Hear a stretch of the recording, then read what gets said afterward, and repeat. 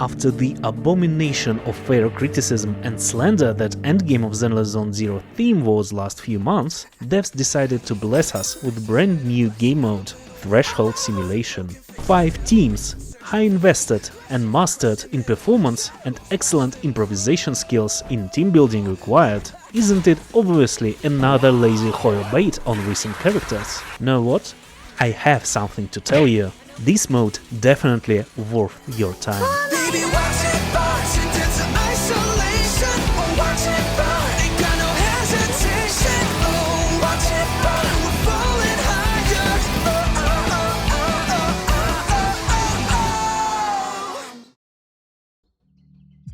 I enjoyed it myself much more than I expected. It is a structural and concept growth over what we had before.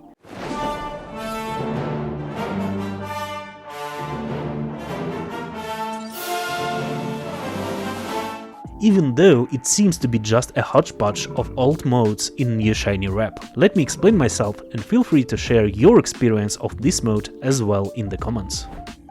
Excluding easy blue part, this mode looks like a simplified version of any visual novel walkthrough. You fight in 3 sets of rooms, make minor decisions after every of them, and this lead you to one of the 3 versions' final set. The branching story is currently a mere gimmick without real purpose, but room sets are a whole nother story. We have 2 or 3 required rooms that are always Shiryu-style fights with timer to beat, providing up to 0.5 additional modifier as a reward. It will be important later. And 1 optional room, old school survival based fight from Disputed Node, providing up to 0.3 extra modifier. The main boss room is the last one to beat in each set. You have to make the best in-slot team out of your available units for the boss himself and his room gimmick, similar to our beloved Deadly Assault, but this time instead of 2 locked teams for other bosses, you have up to 4 teams occupied for previous rooms. Your performance in last room provides flat points, absolutely identical to Deadass, 60k for damage and 5k for performance. What ascends this mode heads above others is the modifier that gets applied on flat points after. It connects pre-boss rooms to main score by universal value that doesn't require your best performance in all of them, unlike free boss rooms in DA. The total maximum for a set with 2 optional rooms is a 2.3 modifier and 149,500 points. For 3 rooms it will be 2.8 modifier and 182,000 respectively.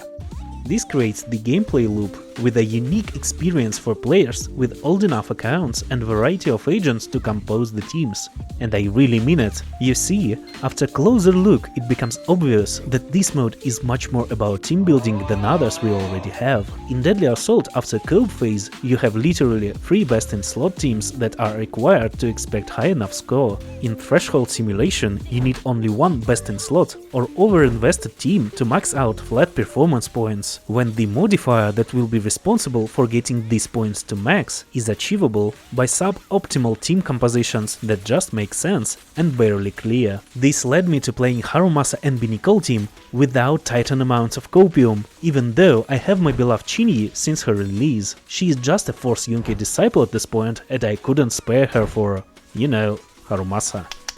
I had to remember how old units I've built previously work in teams I haven't played before, even though I had them in my head all this time.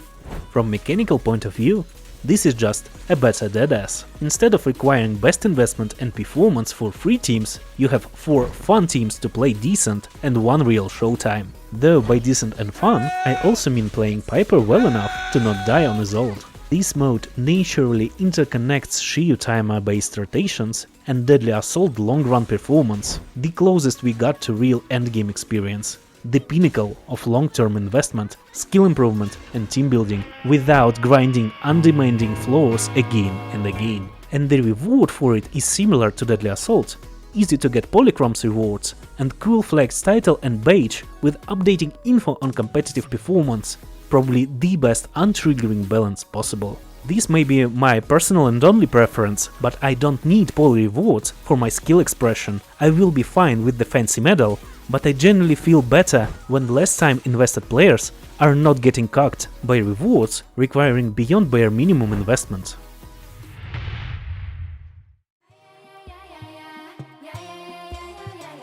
Finalizing all the above, this mode is awesome. Approve. Threshold simulation allows you to feel your account progression in full, long-term strategy, pull decisions during all previous weeks and months, time invested in rotations of best in slot and not so teams, an ultimate challenge I like devs to offer. That's why I personally continue playing this game after all. Just please, make it more frequent and work on improving it further. This is peak. And what about you? Feel free to share your thoughts in comments. Maybe your experience is different to mine. See you all in the future videos, and be the water in your teapot heart. Bye bye.